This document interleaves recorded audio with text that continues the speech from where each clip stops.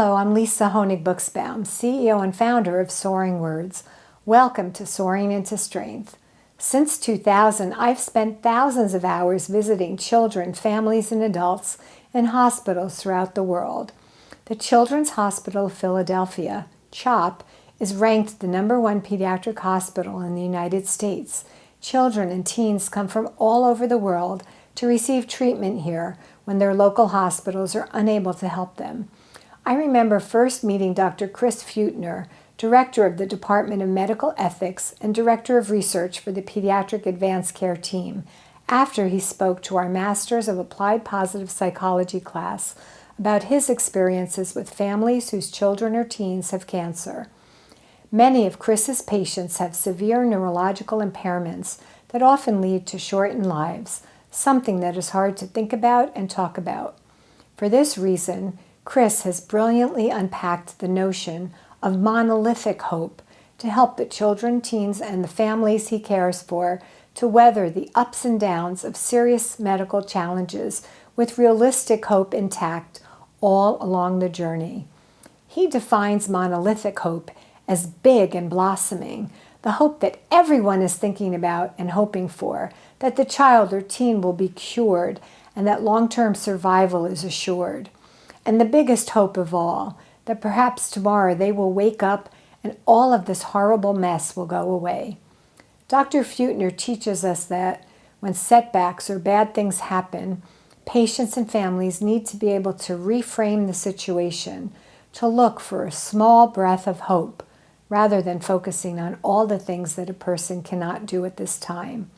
For example, perhaps a child can no longer attend school, but he can appreciate getting messages and art projects from his classmates, so he knows that they are thinking about him and sending him strength.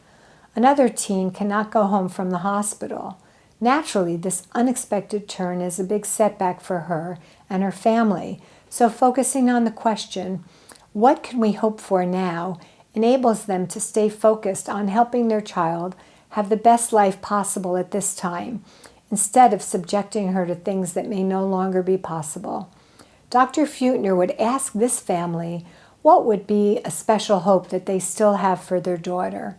Usually the conversation turns to things such as keeping the child or teen free from pain, allowing her to see her siblings and cousins, and to have some good times together, or letting her hear a lot of her favorite music.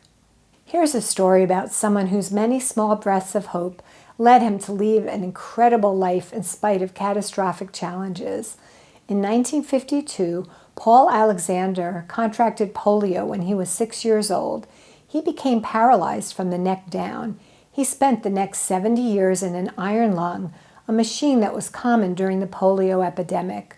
The machine works to change the air pressure and stimulate breathing. In spite of this, Alexander said he has lived a full and exciting life because he never gave up.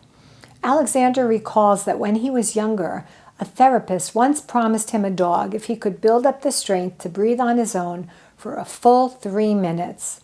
He was so motivated by this challenge that he said, "I worked on it for an entire year before I could reach that 3 minutes, but I reached it."